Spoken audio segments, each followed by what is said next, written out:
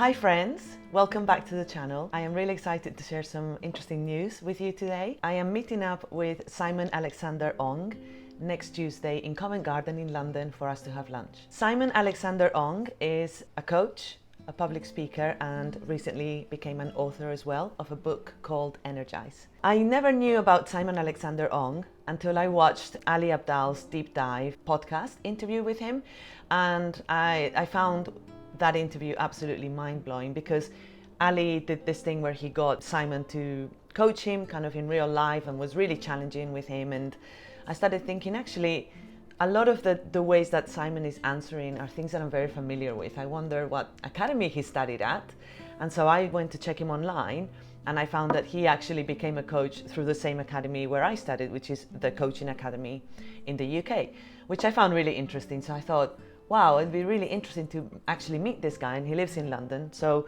I just sent him a direct message on LinkedIn, and to cut a long story short, he replied. He was really lovely, and we decided to go for lunch. So that's happening next Tuesday, which is really exciting. The reason I wanted to share this is because I've been reading Simon's book. Actually, I finished it on Audible and I'm now reading it on paperback, and I wanted to share some of the insights from the book, considering that I have found quite a few things really interesting and helpful from reading the book. Okay, so the book centers around the idea of energy. Essentially, Simon describes the fact that energy is everything. Energy is what motivates us to do work, is what motivates us to have meaningful relationships. It's basically the fuel for our life. Simon really emphasizes the idea of using energy to prioritize our health, to prioritize our relationships, and to do work that is meaningful to us. And there is one thing that really stuck with me from the book, which is the fact that Simon really emphasizes having good health. And he mentions that someone with good health has many goals and dreams, but someone with poor health only has one goal, which is to get healthy again. And that to me was a real kind of light bulb moment, because I think he's absolutely right. Looking after our health and being healthy in terms of our mental health and our physical health allows us to have that bandwidth and energy to be able to then go and pursue what we want to pursue in our life. But if we're in poor health, really that's going to become the main and only thing that we are concerned about, because we don't have the energy, we don't have the wellness to be able to focus on the things we really want to focus on. So the reason I wanted to share this is because I find that sometimes we really lose focus of what is actually important and what's really going to move the needle in our lives. And for me, thinking about being in a healthy situation where I am full of vitality, where my mental health is good, where my physical health is good, where my energy levels are high, that changes everything.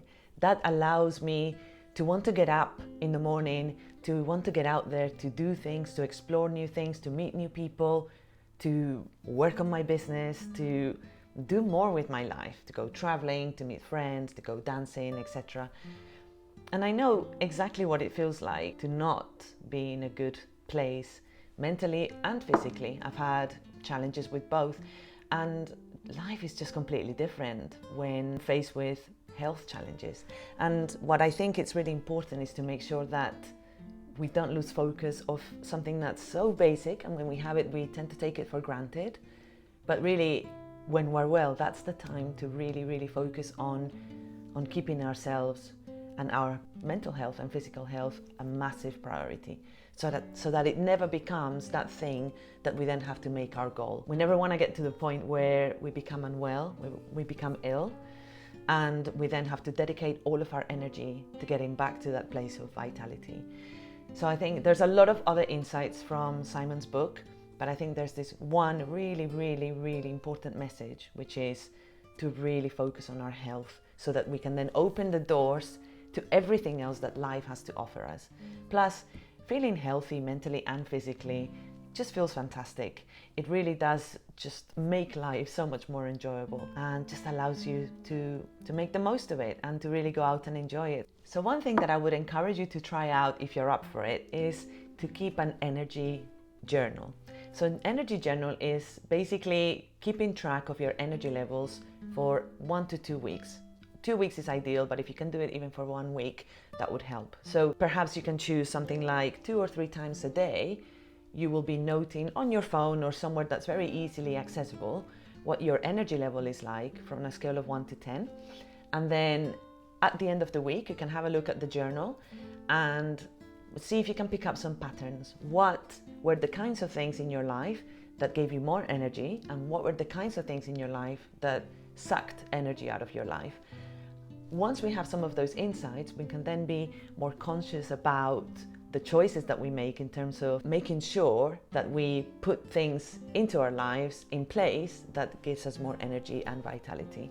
So it's just a quick little exercise that you can try.